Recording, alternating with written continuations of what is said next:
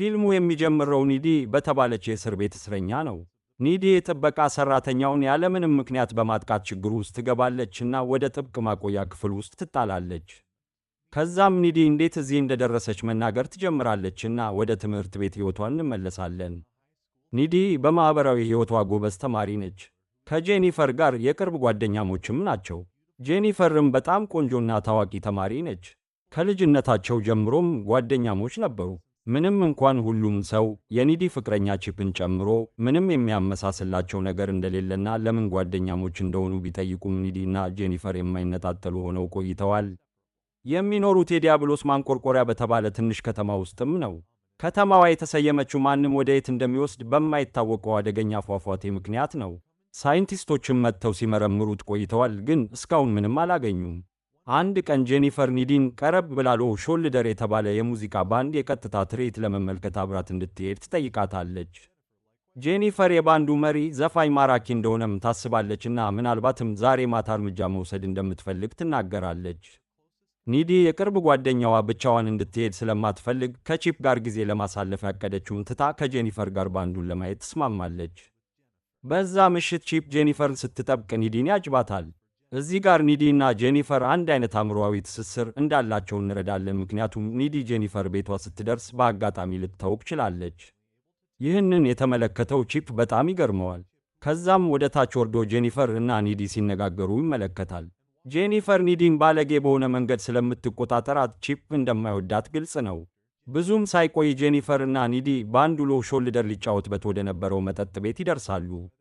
እዚያም እንደ ከተማው ሰው ሁሉ ጄኒፈርን የሚያደንቀውን የክፍል ጓደኛቸውን ክሬግን ያልፋሉ። በተጨማሪም ከህንድ የመጣውንና ትምህርት ቤታቸው የሚማረውን የውጭ ተማሪ አመድን ያገኙታል። በመቀጠል ከጊዜ ወደ ጊዜ ከጄኒፈር ጋር የሚተኛው ኦፊሰር ሮማን ወደ እነርሱ ቀርቦ ሊያናግራት ይሞክራል። ይሁን እንጂ ጄኒፈር ከኒዲ ጋር በመሆን ወዲያውኑ ወደ ባንዱ መሪ ዘፋኝ ትሄዳለች። ጄኒፈር ከዚያም በውሽምነት ራሷን ለኒኮላይ ለመሪ ዘፋኙ ታስተዋውቃለች እና መጠጥ እንድትገዛለት ሐሳብ ታቀርባለች። ጄኒፈር ወደ መጠጥ ቤቱ ስትሄድ ኒኮላይ ከባንድ ጓደኛው ጋር ጄኒፈር ድንግል መሆን እንዳለባት አስፈሪ በሆነ መንገድ ሲያወራ ትሰማለች። ኒኮላይ አዳኝ ሊሆን እንደሚችል በመረዳት ኒዲ ከጄኒፈር እንዲርቅም ትነግረዋለች። ከዚያም ኒዲ ጄኒፈርን ስለ ኒኮላይ ለማስጠንቀቅ ትሞክራለች። ነገር ግን ጄኒፈር በቀላሉ አትሰማም እና ራሷ ድንግል አለመሆኗን በግዴለሽነት ትናገራለች። በዚህ ጊዜ ባንዱ መጫወት ሲጀምር ሁለቱ ማውራት ያቆማሉና ከዚያም በሆነ መንገድ ሕንፃው በትርኢታቸው መሃል በእሳት ይያዛል። በሚገርም ሁኔታ ሰዎች ወጥተው ለመውጣት ሲሞክሩ፣ ባንዱ ግን የተረጋጉ ወይም ያልተረበሸ ይመስላል።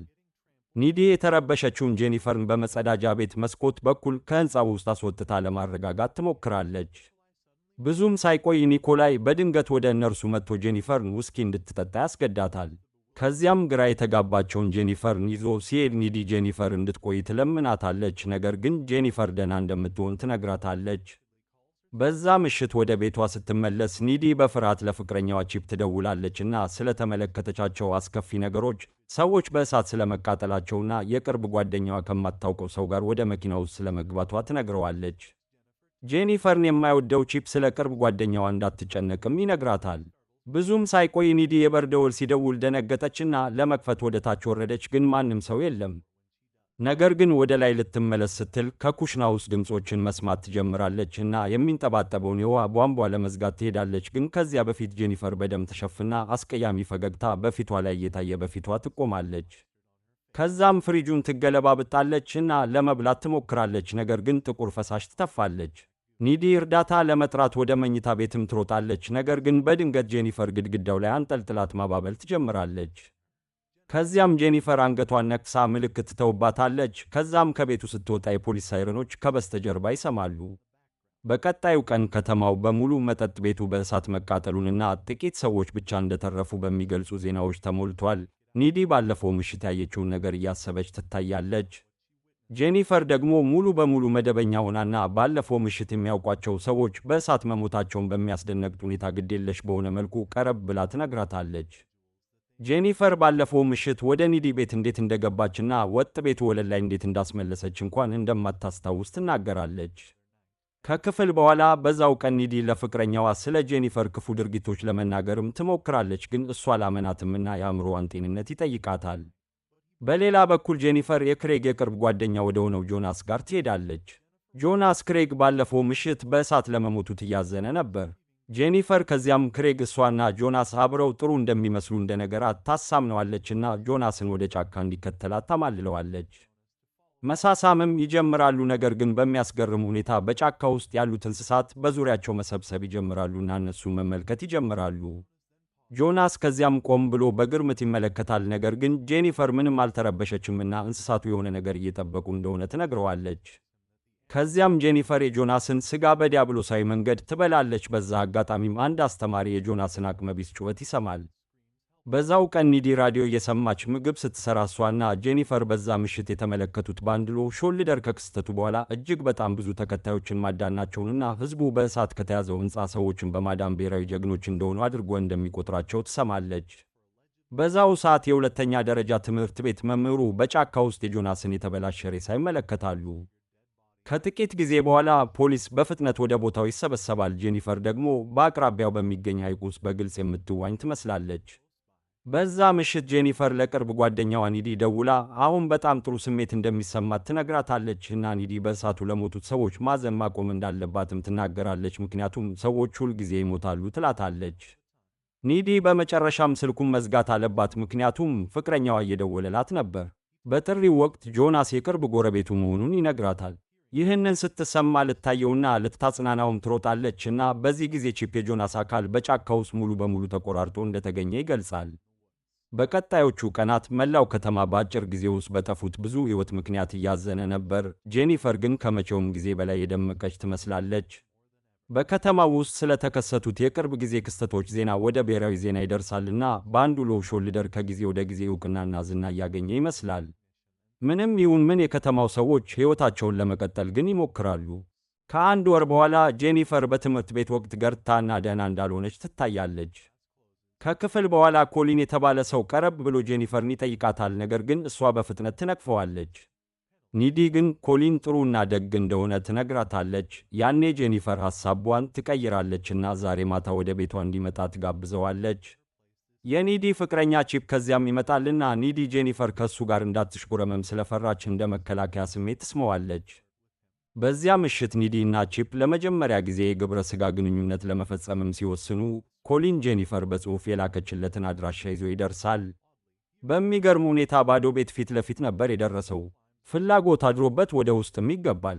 ጄኒፈርን በሁለተኛው ፎቅ ላይ በአስፈሪ ሁኔታ እሱን እያየችው ያገኛታል። በዚህ ቅጽበት ኮሊን ይህ የጄኒፈር ትክክለኛ ቤት እንዳልሆነ ወዲያውኑ ይገነዘባል። ጄኒፈር ከዚያም እሱን ማባበል ትጀምራለች። ነገር ግን ኮሊንስ ፈርቷልና እሷም እጁን ጠምዝዛ ትጎዳዋለች፣ ልክ ጆናስን እንዳደረገችው። እሱን አጥቅታ ሥጋውን ትበላለች። በተመሳሳይ ጊዜ ኒዲ ጣሪያው እየደማና ዞምቢ የሚመስል ጆናስና ጄኒፈር በክፍሉ በሌላ በኩል ሲታዩ እንግዳ የሆነ ራእይ ታያለች። ኒዲም ደነገጠች፣ ልብሷን ለበሰችና ከቺፕ ቤት ርቃ መኪናዋን ትነዳለች። ነገር ግን በመንገድ ላይ ጄኒፈርን አይታ መኪናዋን ታዞራለች። ከዚያም በአጭሩ ለመታገል ትሞክራለች። ነገር ግን እብድ የምትመስል ጄኒፈር በመስታወቷ ላይ አርፋ ኒዲን አስፈራቻትና በፍርሃት እንድትነዳ አደረገቻት። ኒዲ ወደ ቤቷ ስትመለስ በጣም ደንግጣና ሕልውናዋን እየጠየቀች ማልቀስ ትጀምራለች። ከተረጋጋች በኋላ ወደ መኝታ ክፍሏ ለመተኛት ትመለሳለች። ግን ጄኒፈርን እዚያ ተረጋግታና ደስተኛ ሆና ታገኛታለች። ኒዲንም በትህትና ትስማታለች። ከዛም ኒዲ ምን እየተካሄደ እንዳለ እንድታብራራላት ትጠይቃታለች። በዚህ ጊዜ ጄኒፈር ወደ ሎ ሾልደር መኪና ከገባች በኋላ በዚያ ምሽት ምን እንደተከሰተ በግዴለሽነት ትነግራታለች። መኪናው ወደ ጫካ እየነዳ መሆኑን ስትገነዘብ ጄኒፈር መፍራት ጀመረች። በእሷ ላይ ኃይል ሊጠቀሙባት ይችላሉ ብላም ፈራች። ለባንዱ ድንግል እንደሆነችና ስለ ወሲብ ምንም እንደማታውቅ ለማሳመንም ሞከረች። ከዚያም መኪናው በጫካ ውስጥ ቆመና የባንዱ አባላት በኃይል ታዋቂው ፏፏቴ አጠገብ ጎቷትና አሰሯት። ይህም ዝነኛ ሊያደርጋቸው የሚችል የሰይጣን የአምልኮ ሥርዓት ለመጀመር ሲዘጋጁ ነበር። ኒኮላይ መሪ ዘፋኙ የሰይጣን ማንትራ ካነበበ በኋላ ስለት በሆነ ምላጭ ደረቷን ወጋት፣ ይህም ገደላት። ኒኮላይ ከዚያም ማስረጃውን ለማጥፋት ምላጩን ወደ ሽክርክሪት ጉድጓድ ውስጥ ጣለው። በአሁን ጊዜ ጄኒፈር ኒዲን ከዚያ በኋላ ስለተከሰተው ነገር ብዙ እንደማታስታውስ ትገልጽላታለችና ከዛ ማታ በስተቀር ከእንቅልፏ ስትነቃ ወደ ኒዲ ቤት ስትሄድ ራሷን እንዳገኘች የሰው ሥጋ ፍላጎትም ተሰምቷት እንደነበር፣ ነገር ግን ኒዲን ለመግደል እንዳልቻለች ምክንያቱም ስለምትወዳት ለመሸሽ እንደወሰነች ነገረቻት።